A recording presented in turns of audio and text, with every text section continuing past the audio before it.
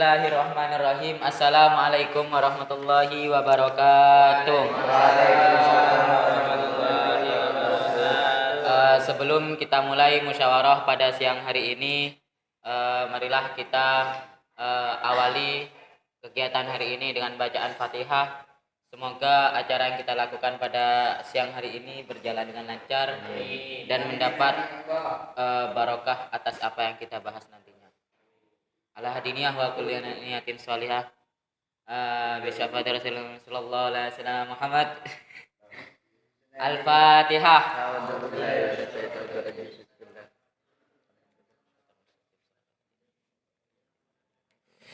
Jadi sekarang kita akan membahas tentang pengenalan Ahlus Sunnah wal Jamaah. Yang mana Ahlus Sunnah wal Jamaah, yakni yang disingkat sebagai aswaja, terdiri atas tiga kata. Yang pertama yaitu ahlu. Yang mana Ahlus Sunnah wal Jamaah perlu diketahui itu terdiri atas tiga kata. Yang pertama yaitu ahlu. Yang mana ahlu bermakna keluarga, pengikut dan penduduk. Jadi dalam kata Ahlus Sunnah wal Jamaah, kata ahlu tersendiri itu bermakna keluarga, pengikut dan penduduk. Kemudian yang kedua yaitu sunnah. As-sunnah, yang mana as-sunnah adalah jalan atau langkah, maksudnya adalah jalan yang telah ditempuh oleh Rasulullah sallallahu alaihi wasallam.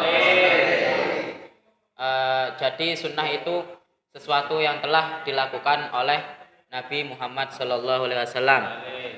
Kemudian poin yang ketiga dari Ahlus Sunnah wal Jamaah yaitu al-jamaah, yang artinya perkumpulan. Yang dimaksud perkumpulan di sini adalah perkumpulan para sahabat Nabi Muhammad, tabi'in dan lain-lain. Jadi dalam kata Ahlus Sunnah wal Jamaah, tiga kategori tersebut itu memiliki makna tersendiri. Lanjut ke sejarah aswaja. Sepeninggal Rasulullah sallallahu alaihi wasallam, agama Islam tersebar luas ke Jazirah Arab. Banyak bangsa yang semula memiliki keyakinan tertentu masuk Islam. Pada masa pemerintahan Khalifah Ali bin Abi Thalib, muncul dua aliran yang berlawanan, yaitu Syiah dan Khawarij. Yang mana dua aliran tersendiri ini memiliki dua orang yang dinomorsatukan. Golongan Syiah mengagungkan Sayyidina Ali, sedangkan Khawarij membencinya.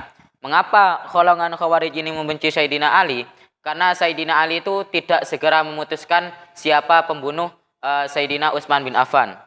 Nah, jadi kaum yang menyingkir dari Sayyidina Ali itu disebut dengan Khawarij, sedangkan pendukungnya itu disebut dengan kaum Syiah. Kemudian muncul lagi golongan Murji'ah yang mengambil jalan tengah dan tidak melibatkan diri dalam perselisihan.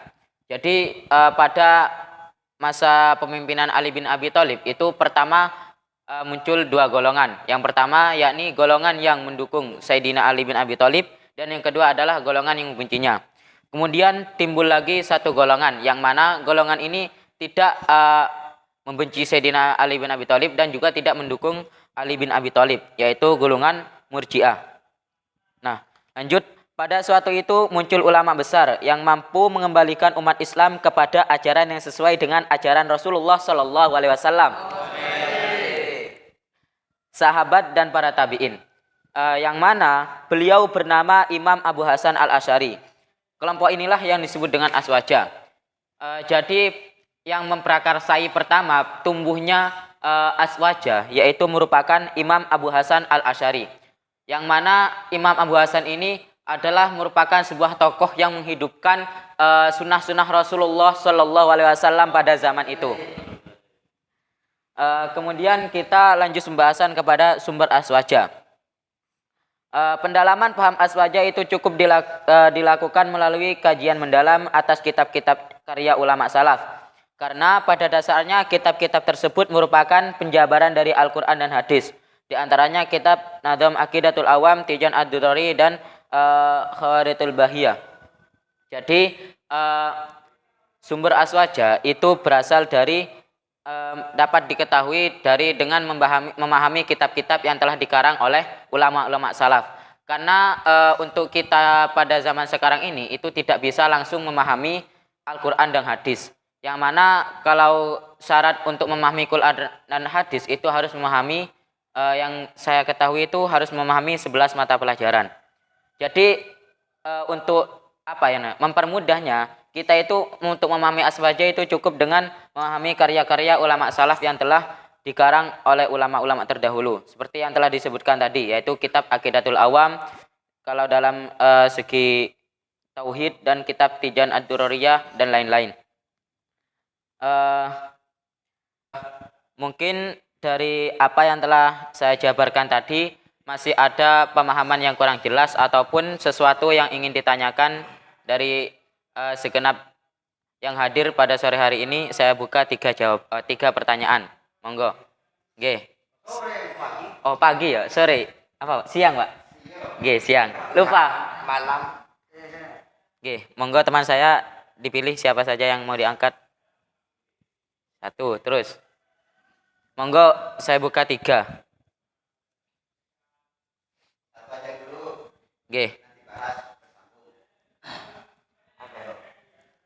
Jadi saya angkat dari Mas siapa ini yang imut ireng manis ini. Oke, monggo. Bismillahirrahmanirrahim. Saya masih belum jelas pada dua aliran yang berlawanan, yaitu golongan Syiah dan golongan Khawarij. Oke. Kenapa golongan Khawarij itu membenci Sayyidina Ali? Oke. Quran memiliki sebab.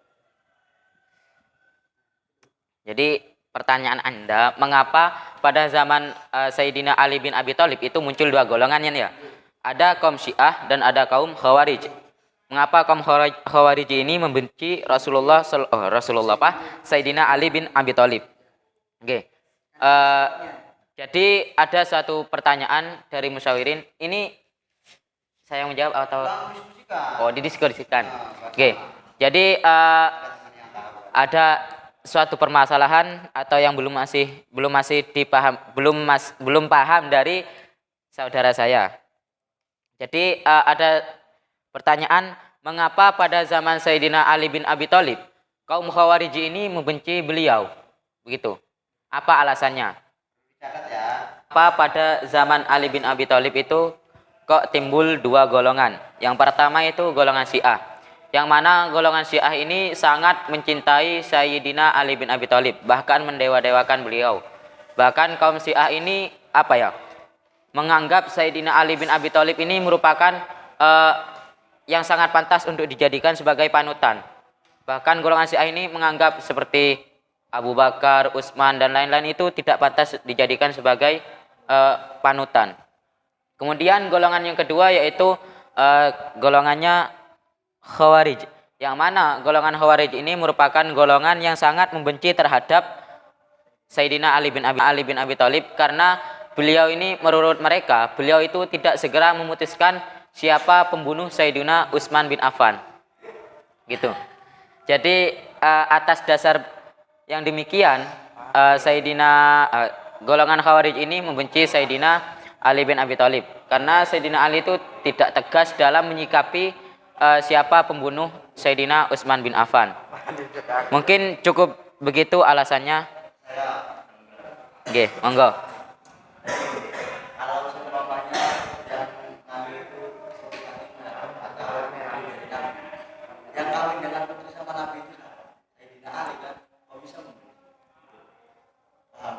Nggih, paham. Fatimah.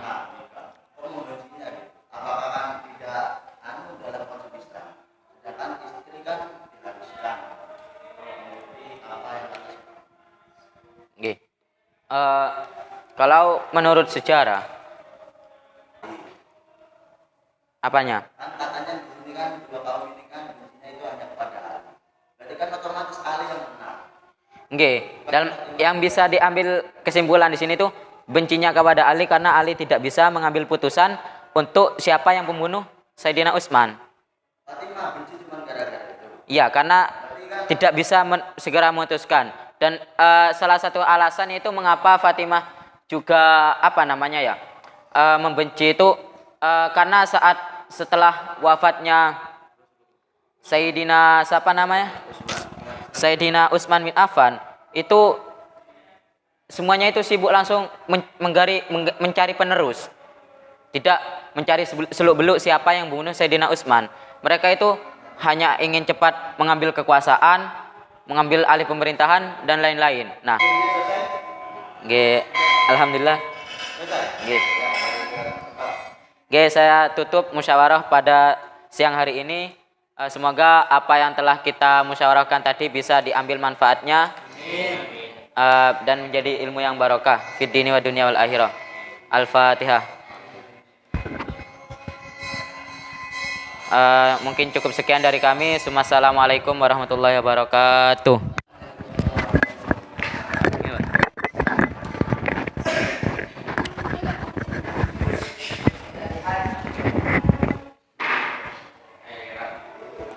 Baik, diskusi sudah selesai.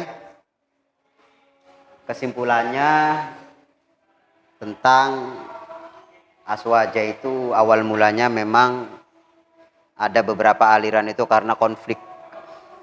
Sehingga tadi dijelaskan ada dua firqah, dua golongan Syiah dengan Khawarij. Yang keduanya berpendapat beda sekali.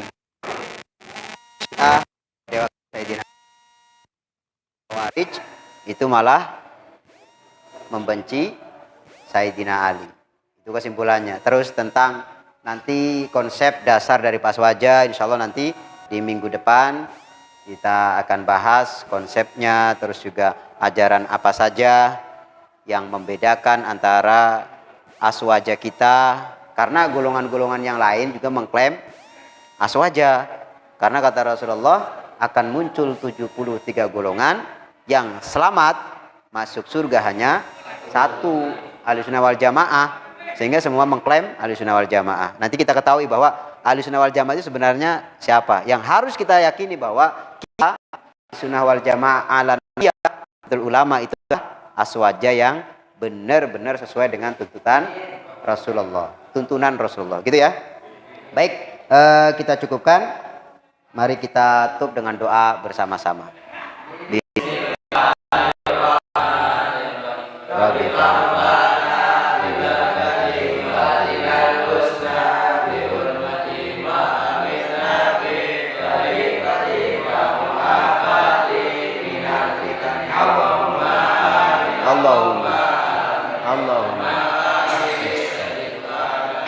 Kurang lebihnya maaf, akhir kata ihdinas siratal mustaqim. Assalamualaikum warahmatullahi wabarakatuh.